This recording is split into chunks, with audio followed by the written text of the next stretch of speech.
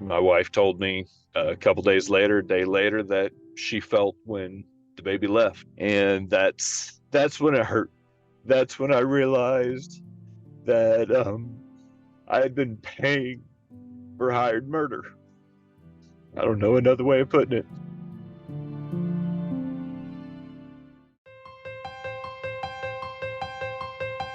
Welcome back to Straight Talk on Life Issues. I'm Victor Nieves, as always, joined by Brad Mattis, president of Life Issues Institute. And today we have a very powerful program for you on redemption. Yes, and Victor, as you know, I've counseled several fathers as they struggled with the emotional aftermath of abortion.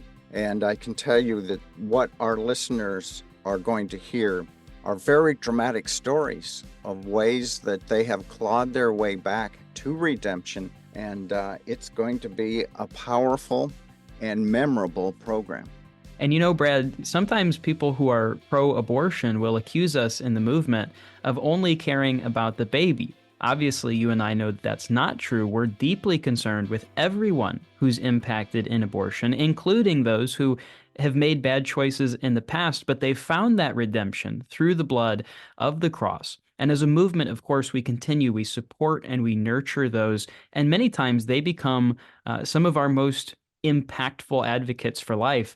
And we're going to be speaking to two such examples today, transformed lives. The first of our guests is Dr. Kathi Aultman. She's a retired board-certified OBGYN. She's currently an associate scholar with the Charlotte Lozier Institute. She's a member of the American Association of Pro-Life Obstetricians and Gynecologists, the Christian Medical and Dental Associations, as well as the Florida Medical Association, and is a Life Fellow of the American College of Obstetricians and Gynecologists.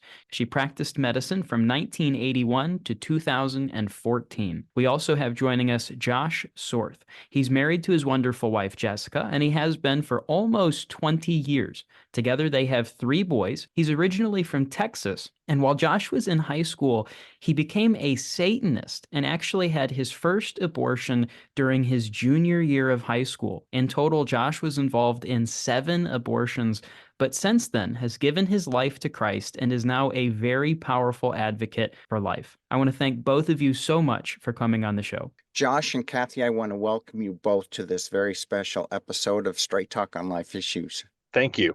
Well, I'd like to start with you, Kathi. I'll never forget ever the first time I heard you speak. And it was at a pro-life banquet. I've been to I don't know how many of them. And your soft-spoken words as you started, I thought, this is probably going to be a yawner. Maybe I can slip out partway through. And I'm sorry, that's what I honestly thought. But as you began to speak in that soft manner that you have, I was totally hooked on your message. And I literally was sitting at the end of my seat, holding on to each thing that you taught us to that presentation. So, you know, God has blessed you in so many ways. Out of the ashes of both of your lives, He is doing absolutely wonderful things. So I want you both to know that God will bless your efforts here. Kathi, briefly tell me your story. Well, I grew up as a preacher's kid, but by the time I got to college, I was an atheist. I met my future husband on spring break, subsequently got pregnant right before medical school, had an abortion because I was afraid I wouldn't be able to be a doctor, among other things. And so when I got to my residency program, which was OBGYN, I truly believed that abortion was a woman's right. So I not only did not opt out of having to learn how to do abortions, I embraced them. And I felt that I was really helping women. So I learned how to do first trimester D&C with suction abortions. And then I went outside the program to learn how to do the D&E or dismemberment abortions. And it's funny, I tried really hard to make that painful procedure as painless as possible for my patients, but I never even thought about what the baby was going through. Instead of moonlighting at an ER to make extra money, I moonlighted at an abortion clinic. I never had any qualms except when I was going through my neonatal intensive care unit training, and I realized that we were trying to save babies the same size as some that we were aborting. But we're taught to compartmentalize, and I shoved it to the back of my mind and just went on, didn't think about it anymore. I was so gung-ho.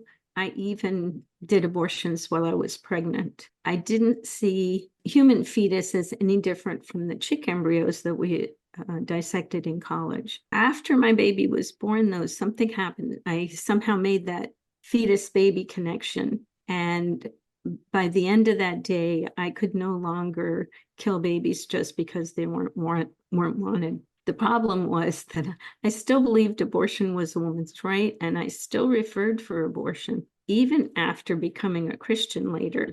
But in my practice, as I saw young women who had unwanted pregnancies and kept them and did well, I was also seeing young women having abortions and then having the emotional and physical complications of those. So that was a little chink in the armor. I also ended up teaching a little Bible study for kids. And some of the kids in there, their mothers could have easily aborted. They were single moms, unplanned pregnancies. And I was thinking, gosh, these little kids wouldn't be here, and they're so sweet. Finally, a Christian friend approached me and he said, Kathi, I know that you feel strongly about abortion, but would you read this article?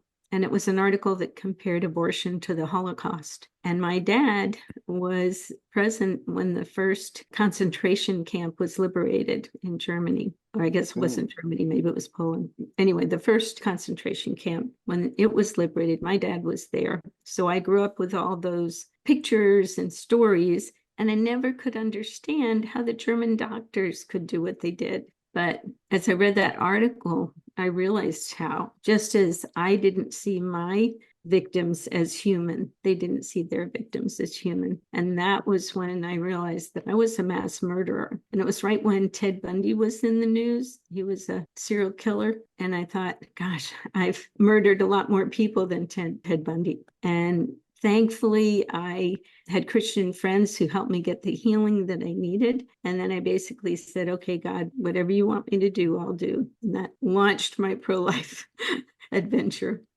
Well, you've given us a lot of information in that story. Specifically, was there one single reason that you wanted to be part of the abortion industry? I just wanted to help women. And I thought I was doing that. I thought I could best do that by helping them get rid of their babies that they didn't want. As you were in the industry, would you say that you were desensitized with each abortion? Oh, I'm sure. Did you experience that desensitization in a way that was noticeable to you? No, because I was already at the level where I believed that abortion was a good thing. I was so deluded that I didn't need desensitization. I already thought it was a good thing. Well, Kathi, not only did you perform abortions as a doctor, you had an abortion personally, as you mentioned. And I'm curious to know what was going on in your head as you did abortions while you were pregnant. I rationalized it. What I told myself was that their baby was unwanted, mine was wanted. And so there was I didn't see any conflict there. So what I rationalized was that my baby was wanted and theirs was not. And so I didn't see any problem with that. I know that sounds strange. My whole attitude is strange to me now. I don't know how I could believe the way I did. I think part of it is the compartmentalization that you're trained to do as a physician, because we end up having to hurt people. And so that just becomes second nature. At what point in your career of doing abortions did it launch you on the journey of becoming pro-life?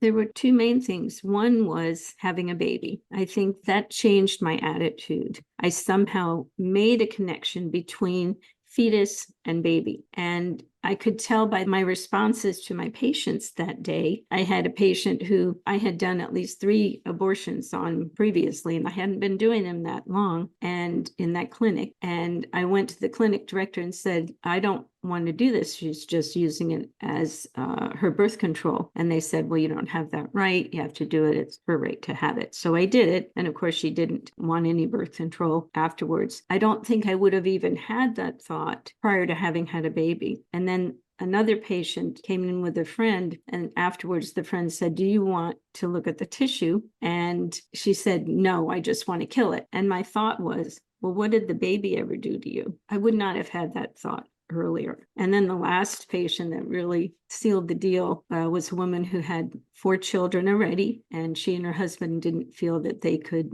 financially afford this baby, and she cried the whole time. That did it. But I don't think I would have had those responses had I not had my baby. And that sounds very logical. Can you point to anything specific about having the baby that made you change your mind? Was it the baby kicking? Was it seeing your baby on ultrasound? Or was it just the concept of this is life? It definitely was not. I remember when I felt my baby at 16 weeks, I felt like she was a little butterfly in there with boxing gloves. But that didn't change anything. I don't know what changed. I just know that the first day I went back, 6 weeks postpartum, was when something changed. I don't know what. I don't know if it was the bonding with my baby. I don't know if God just at that point finally got through to me, but I just couldn't stomach killing babies anymore. Because as you know, the physician has to count all the body parts. I don't think anybody can do that for very long unless their conscience is really seared. Yeah. And that's why most OBGYNs don't do abortions. The scales were removed from your eyes. Yes, but sadly, I still believed in abortion, so I referred for abortion. I just couldn't stomach doing it myself. And it really wasn't until I read that article that compared abortion to the Holocaust that I totally changed my mind and became pro-life. Having spent a couple days at Birkenau and Auschwitz in Poland, I totally get your remarks because the comparisons are uncanny. Oh, yeah. Josh, thank you for being patient. Let's turn some attention in your direction. Briefly tell us your story. Well, 45 years old, married, 3 wonderful children, was in the military, and I've had a rough growing up, we'll say. My parents did their best. They loved me the best they could, but things happened, led to me starting high school, started actually becoming a Satanist throughout all of my freshman year. I mean, I was raised Catholic, had my first abortion just before, I was a junior in high school, and always thought, not my body, not my problem. And I just was the financial backer of it. Went through the military with my first wife, ended up getting a divorce shortly after, and started getting promiscuous. And that led to women calling me saying, hey, you need to take care of this. And my thoughts were always the same. Your body, your choice. I'll just pay for it. And I continued to self-medicate, numb myself.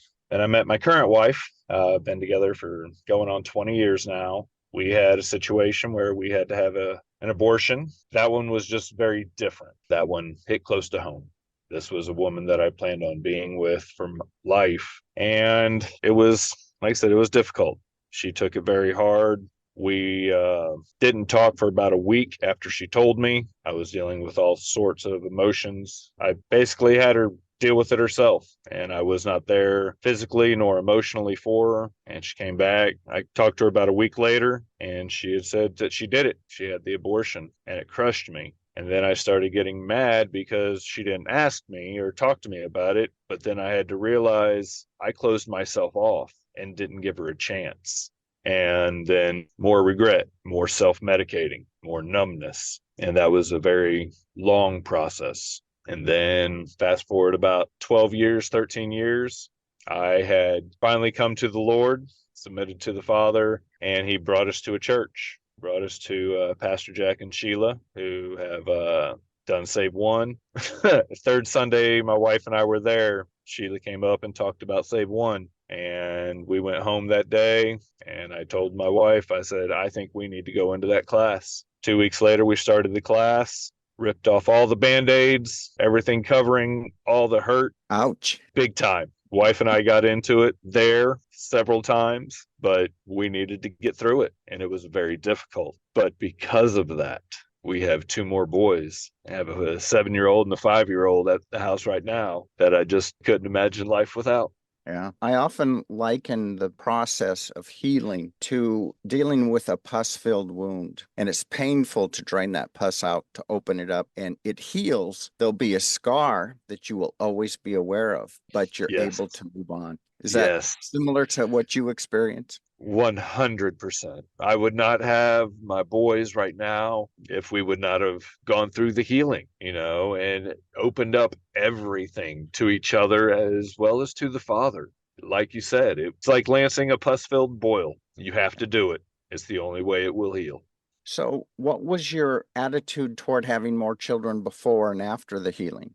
Well, because of the situations that happened to me, I was sexually abused growing up. I never wanted any children. Through my first marriage, her and I had a child. She got pregnant. I gave her the option if we were keeping it or not. She said she wanted to keep it. So I married her. That's why I joined the military. We got a divorce. I ended up getting custody, and I was just not a good dad at all. I was more about me. I was selfish. I was 18 years old as a dad. And then I met my current wife, and she actually raised my firstborn son from the age of 6 until now, and he still calls her mom. But even then, I didn't want any more children until after I came to the Lord, and he had put it on my heart for more.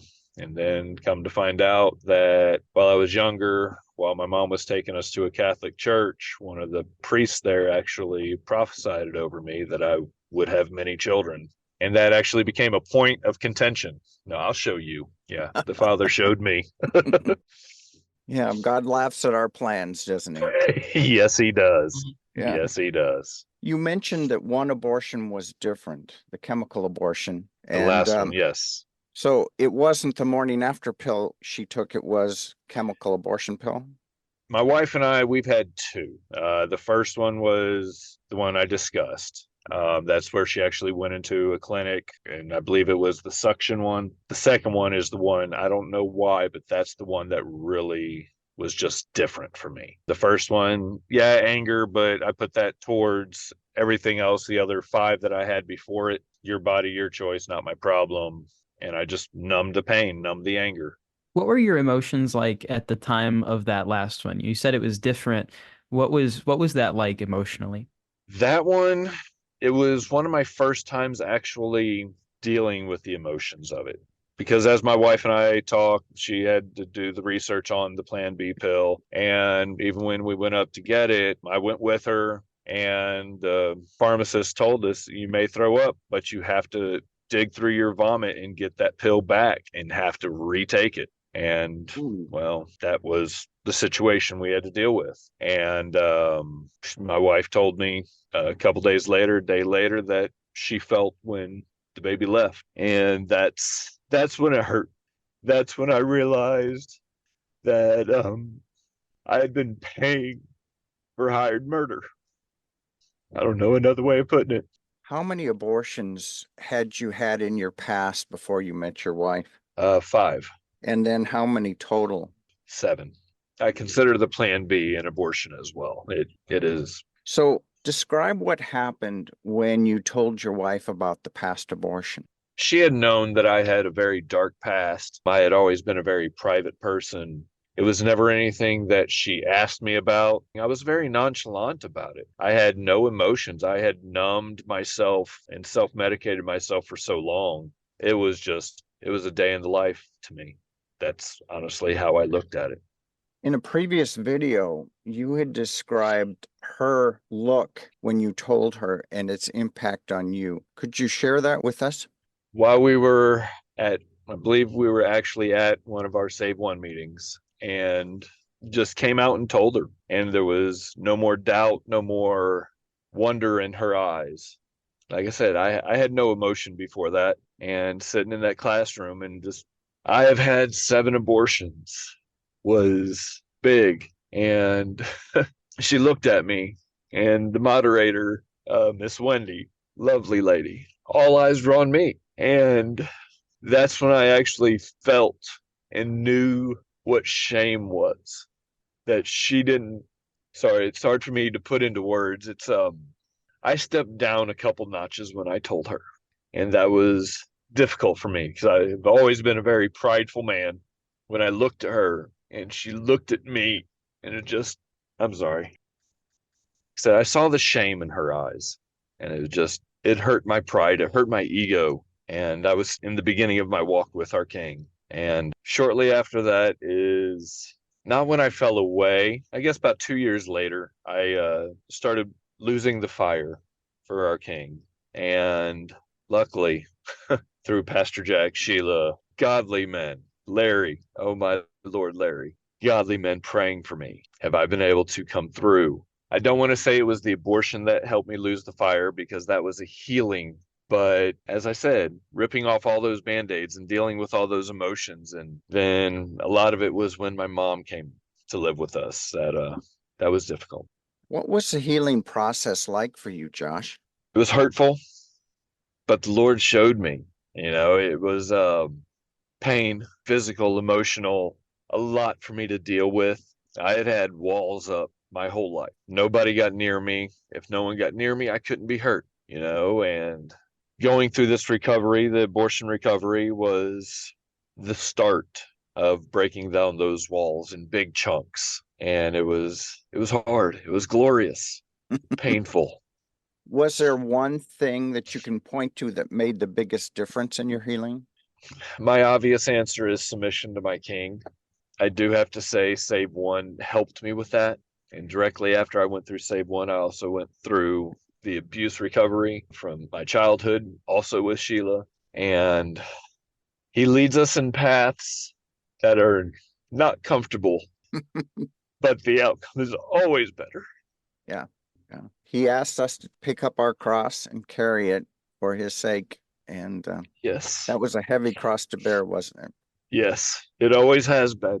But thank you, Jesus. I am Yes. free. I was talking with my wife this morning and simply praying, just everything goes well. And if one person can resonate, that's all that matters. Everything I've gone through, leaving the 99 for the one, such an extreme concept until you're that one. Yes. And Lord knows I was that one. Kathi, let's go back to you for a little bit. How did you heal from your years-long career as an abortionist? I actually didn't do abortions for that long. It was all during my program. It seemed like a long time, and I probably killed over 500 people. But I guess God, he needed me to heal quickly. So as soon as I understood that I was a mass murderer, thankfully, a friend gave me Susan Stafford Rue's book, Will I Cry Tomorrow, which is on post-abortion healing.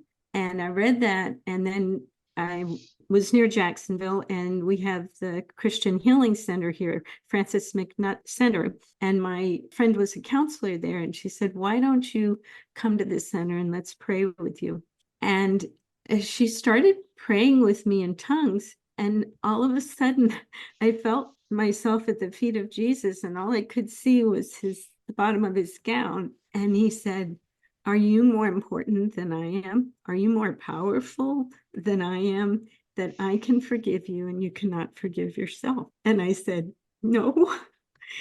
and then she asked if I wanted to see my baby, and I said yes. And I saw this little boy running in a field, and he looked over his shoulder at me and said, I forgive you, Mommy. And wow. During that whole process, I suddenly knew what it meant to cry your eyes out, because I literally felt as if I was crying my eyes out. But that basically did it. I forgave myself, and I just said, whatever you want, I'll do. I did not want to do anything associated with abortion, but that week I got an email asking for volunteers to testify before Congress on the partial birth abortion, and I responded and said I would go. They didn't need me then, they already had someone, but that opened the door, and I ended up testifying throughout the country, both in courts and in front of legislatures, and then eventually did end up testifying before Congress. For quite a while, Kathi, you were convinced that God did not exist in spite of your upbringing. That's an interesting place to be, considering your past. How did God grab hold of your heart? God really had to chase me down. I kept searching for God. My dad was a Methodist preacher, and I thought, oh, when I get confirmed, I'll find God then. Very active in youth group, but at confirmation, nothing happened. It was just a bunch of rules, basically. And by the time I got to college, after seeing the way Christians treated my father at times, I just thought religion was the opiate of the people. I remember I went to chapel a few times, and there was this priest, Episcopal priest, that I thought, gosh, I wish I had what he had. But I got busy, and just didn't have time. And then after graduation, I had been accepted to medical school. I was working as a teacher at a parochial school to make money to go to medical school. And I had a car, and I felt on top of the world. I remember driving in the backwoods of Pennsylvania. And I don't remember the question, but I remember my answer was, well, I don't want to give my life to Christ now because I want to have some fun first. Well, it was right after that. I met my husband, had an abortion, and, downhill spiral. I could have made the choice then. He also, right before that, I had been walking through the park, and I saw a pamphlet, and it was about Jesus. And I read it, and I thought, that would be so wonderful if it were true. But I said, but it's not true. And I put it down. So God had tried to get a hold of me before all this began. And I sometimes wonder what my life would have been like. I probably would have been spared a lot of pain. And yet he redeems the worst things in our lives for his good. And I'm so thankful every day. Thank God that he did chase me down and catch me. Basically, my girlfriend and I were both in bad marriages, and we decided we wanted to hear what we had heard as children. And so we went back to church. We wanted to go to the Episcopal church because it was really pretty, but we had both been raised Methodist, and we didn't realize they started a different time. So we went across the street to the Methodist church and just felt great being there. And then one day the pastor gave a sermon on Abraham in a small, still voice. And I thought, I've been waiting for the big miracles and the clanging cymbals, but there's a small, still voice here. He didn't even make a gospel call. He just said, if you will write in your Bible that you dedicate your life to God today, you'll see a change within a year. Well, I did that, and then I just felt overwhelmed. So I went to see him as soon as the church office was open. And he gave me 2 books to read, C.S. Lewis's Mere Christianity and Josh McDowell's Evidence That Demands a Verdict. And because I did not believe that Jesus even really walked the earth. So I read Josh McDowell's book first, and I just needed that intellectual proof that Jesus was real. And then I read C.S. Lewis's book, Mere Christianity, and then I believed that Jesus was either who he said he was, or he was the biggest lunatic ever. And that was the beginning of my journey. It's just sad that I still believed in abortion, but he got a hold of me and, with that article. And that's when I finally became pro-life. Well, it's not always in one fell swoop that he pulls his saints to his side. Often takes work, like what you experienced too. Speaking of that moment, how did your life change going forward after God came into your life? I ended up with a divorce because my husband was so upset that I would put anything before him that he just became extremely angry with me and abusive. And we eventually, ended up with a divorce. My life before and after was sort of night and day. I guess I was filled with peace. Well, I've got a question for both of you. How has God redeemed you out of all of those years of grief and shame? Josh? Words can't describe. I submitted to my king on September 2nd, 2013 at 3:35 p.m. Most glorious day of my life. My walk has been fun, rough, uphills, downhills. I mean, if you want to look at physical evidence, my wife and I are more financially sound than we've been. Even with 2 children, we've got a house, we've got yard, we've got everything financially that we could want. But above all of that, when I close my eyes at night, my brain can turn off finally. I'm not warring with myself. I'm not fighting battles in my head every day. I'm not fighting the world anymore. I don't have to. My king has already won. I get to bask in his victory. And that has brought me more peace. And I thank Jesus every night when we say prayers with our boys. And I thank them every night how he uses those boys to bring me peace and joy. And anyone that has children understands boys don't bring peace and joy, but these boys do. Through all their chaos and arguing and bickering and fighting and just playing, they come up to the sweetest thing and just come up and say, Daddy, I love you, and it's just a hard day at work. And I come home and they're like, Daddy. And it's just, it's Well, glorious. I can tell you as a father of 4 sons, they do bring peace and joy into our lives. Just to follow up, and Kathi, we see you now, and I'll get to you after this follow-up question with Josh. Have you run into, Josh, people that knew you before and then see you after, and have they remarked on the difference? The only people that I know or that I talked to from before are people from my high school. I was born and raised in Texas. We have moved to Tennessee about 15 years ago. And shortly after we moved up here is when I came to Christ. So I don't really see people on a day to day from my previous life, but my friends that I do talk to, high school buddies, they wonder what my change is. Like I said, I'm not fighting anymore. I'm not warring. I don't wake up ready to fight. And I gladly tell them all the same thing. It's Jesus. You knew me before. You don't know me now. He's given you quite the platform to witness, hasn't he? In my humble opinion, yes. I do my best to speak Jesus. I mean, like at the construction site I'm at today, I get to speak Jesus to all the superintendents and everybody I work with, and every last one of them. There's not a single one that cusses around me. They all show respect when they come around me. And it's just the aura of Christ. They have respect for him, and they show that to me, and I'm thankful.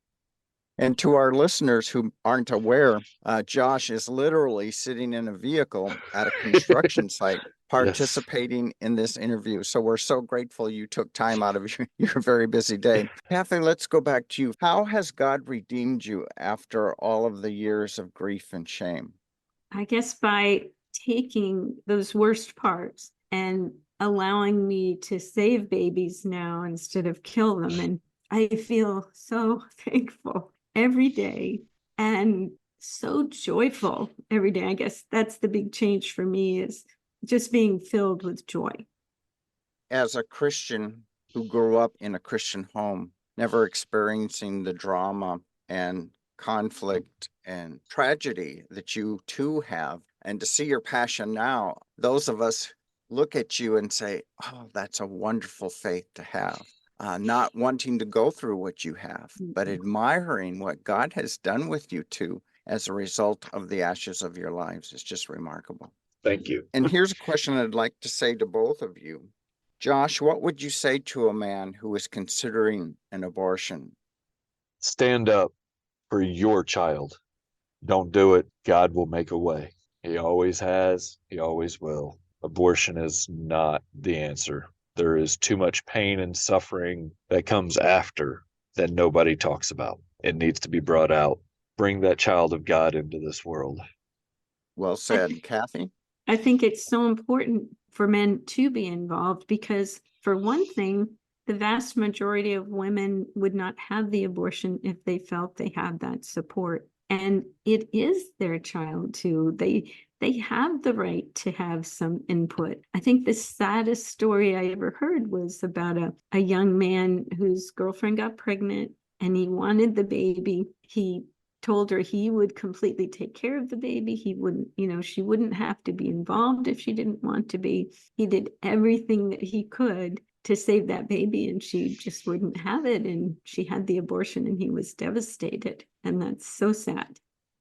Kathi, in your position as a physician and your history of doing abortions, what would you say to a man or woman who is actually a practicing abortionist now? I think I would say that they need to really look at what they're doing and why they're doing it. And I think you pretty much have to have some kind of a personal relationship with that person to be able to get them to listen to you and really think about what they're doing and maybe talk about the science and the fact that this is a human being. And, you know, I didn't change my mind because people yelled at me. Really, God had to tug at my heart. But then it did take someone being brave enough to approach me about it, you know, and that article was perfect for me. And God knew that because he knew my dad's history. I think listening to the Holy Spirit, praying and having other people praying for that person before you talk to them, I think is critical, because God's the only one who can really change their mind. Kathi, why do women seek abortion? Do you think it solves all their problems? Just that the mantra right now is that women need abortion to succeed. And that's just not true. And it's very demeaning of women to say, you know, to say that. But we devalue women, we devalue the preborn, we devalue children now. And we need to change our culture. And instead of falling back on abortion to solve all our problems, we need to provide better childcare and support for women, not only with unplanned pregnancies, but with planned pregnancies, and put our priorities there instead of just saying, well, just kill it, just get rid of it. Well said. Well, it's been an honor to know and meet both of you. I always like it, Kathi, when our paths cross. And Josh, I'm looking forward to our paths crossing again. I think your testimonies will really make an impact to our audience. So thank you. I hope. Thank you.